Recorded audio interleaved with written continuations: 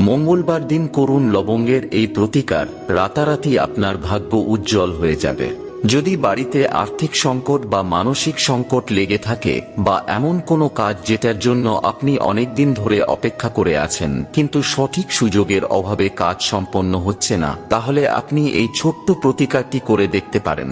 জানার আগে হে মা লক্ষ্মী, যারা লাইক করে কমেন্টে জয় মা লক্ষ্মী লিখছে তাদের ঘরে তুমি কখনো অর্থের সমস্যা হতে দিও না।